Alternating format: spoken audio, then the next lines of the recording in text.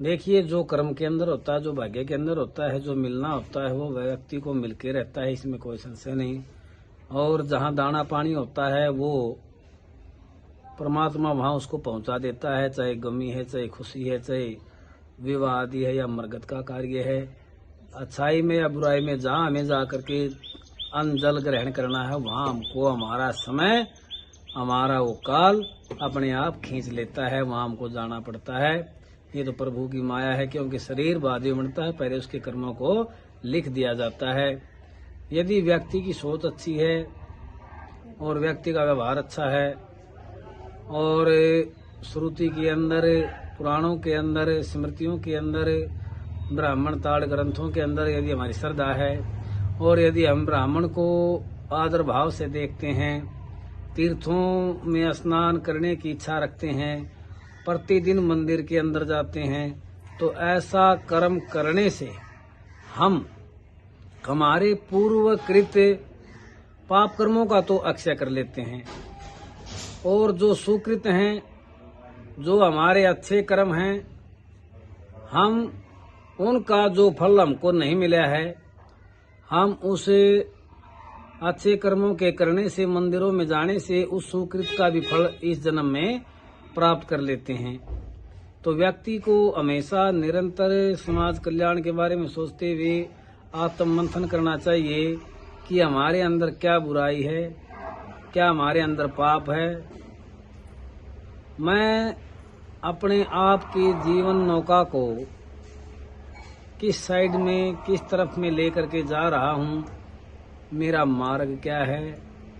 कहीं मैं दम्भी तो नहीं, कहीं मैं पापी तो नहीं, कहीं मैं चुगली से युक्त तो नहीं, मैं काम से युक्त तो नहीं, श्रवण इंद्रिय से, देखने की इंद्रियों से या घ्राण से या जीवा से किसी प्रकार का मेरे द्वारा दोष उत्पन्न नहीं होता, मैं किसी पाप कर्म में लिप्त तो नहीं हूँ।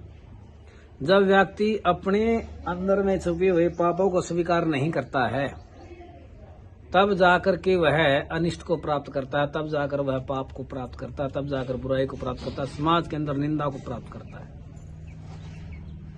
और जब जब व्यक्ति अपने आप को बचाने का प्रयत्न करता है, तो उसके किए हुए बुरे कर्म, उसके किए हुए पाप उसके सामने आकर के खड़े हो जाते हैं। वो किसी न किसी रूप में आते रहते हैं। जब व्यक्ति 40 से ऊपर का हो जाता है, तो पीछे जो उसने कर्म किए हैं वो कर्म उसके रिटर्न होने लग जाते हैं, उसके पास वापस आने लग जाते हैं।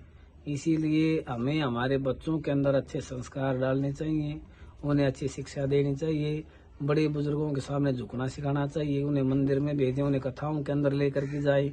भागवत कथा है, शिव कथा है, या मार्कंडेय पुराण की है, या व्यवस्थ पुराण की है, जहाँ भी धार्मिक कथाएं, धार्मिक आयोजन होते हैं, वहाँ हम हमारे बच्चों को लेकर के जाएं। ऐसा करने से उनके अंदर परिपक्वता आती है, उनके जो स्मृति पटल बड़ा कोमल होता है। जैसे जैसे विचारों को बच्चे सुनते हैं, वैसे वैसा वो अनुकरण करने लग जाते हैं। यदि हम उन्हें अच्छे सत्संग में लेकर के जाते हैं, अच्छी वाणियाँ सुनाते हैं, तो उनके धर्म के अंदर रुचि होती है, और आने वाले समय में वो बच्चे बड़े धर्मात्मा, उदार और शुद्ध चरित्र होकर के समाज के सामने आते हैं।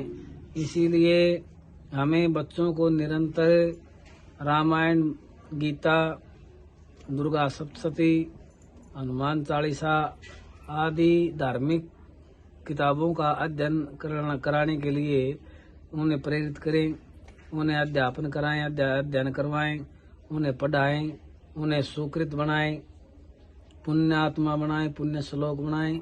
हम हमारे बच्चों को जैसी शिक्षा देते हैं वो वैसा वैसा अनुकरण करने लग जाते हैं। और जब तक हम हमारे अंदर छिपी हुई बुराइयों को नहीं पहचानते हैं, जब हम हमारे अंदर के पाप कर्मों को नहीं देखते हैं, तब तक हम अंधेरे में बैठे हुए हैं, हम दम्भी हैं, हम परमात्मा के शत्रु हैं, हम परमात्मा के घर में बैठे हुए पापी लोग हैं। इसीलिए अपने आप को पहचाने, आत्म मंथन करें, आत्म चिंतन करें, अपने अंदर छिपे हुए काम, क्रोध, मद, लोभ, मोह, अहंकार आदि शत्रुओं पर विजय प्राप्त करें। जितेंद्रिय होकर के प्रभु की सेवा करें, और प्रभु की सेवा करते करते परम लोक, परम धाम को प्राप्त करें। बोले श्री हरि विष्णु भगवान की जय।